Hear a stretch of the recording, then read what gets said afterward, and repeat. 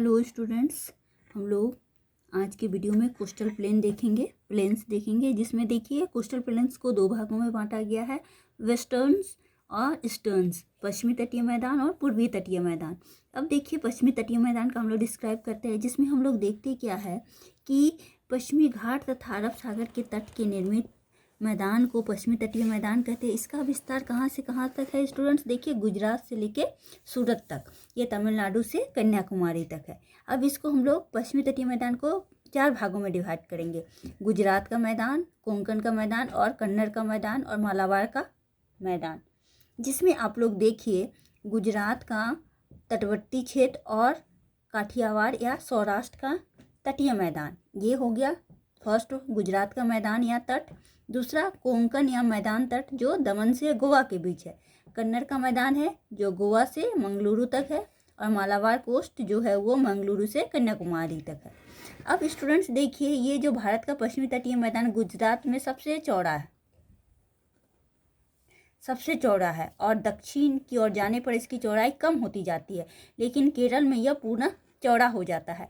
कोंकण के तटीय मैदान पर साल, सागवान आदि की वनों की अधिकता है। कन्नड़ जो गोवा से मंगलुरु के बीच है,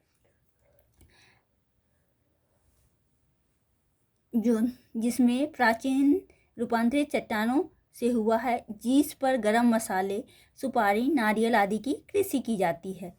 मालाबार के तटीय मैदानों को कयाल लैगून पाए जाते हैं, जिनका प्रयोग मछली पकड़ने के लिए किया जाता है। अंतर्देशीय जल परिवहन के साथ साथ पर्यटन स्थलों के रूप में किया जाता है। केरल में पूना मादा कयाल में पट्टी बस नेहरू ट्रॉफी बल्लमकाली नौका दौड़ प्रतियोगिता का आयोजन किया जाता है। स्टूडेंट्स अभी जो हम लोग देखे ये वेस्टर्न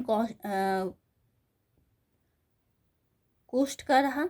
अब हम लोग देखेंगे और ये जो वेस्टर्न कोस्ट है स्टूडेंट्स, ये जो है ये कटा फटा अभी है।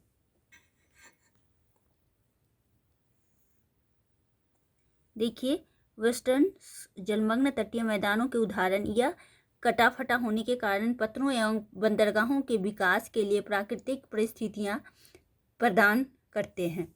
जो कटा फटा हुआ वो भाग नेचुरल होने के कारण बंदरगाहों का क्या होता है, विकास होता है।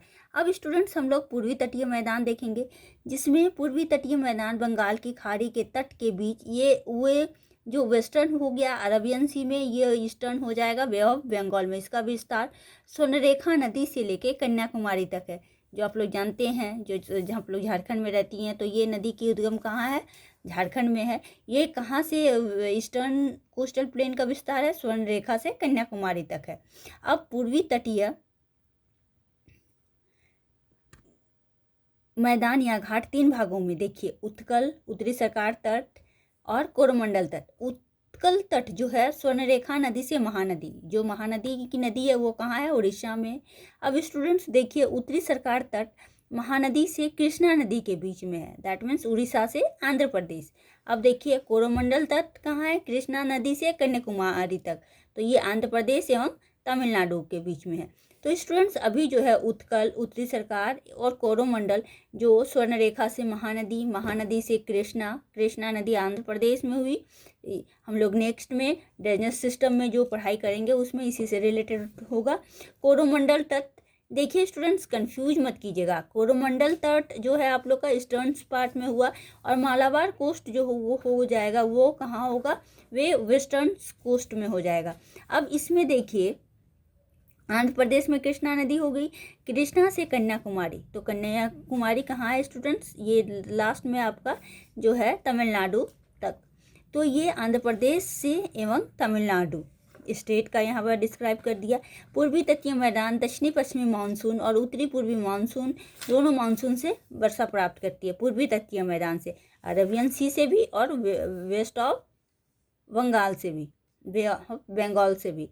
इस क्षेत्र में चिकनी मिट्टी की प्रधानता के कारण चावल की खेती अधिक हो जाती है। कृष्णा गोदावरी को चावल का डेल्टा कहा जाता है।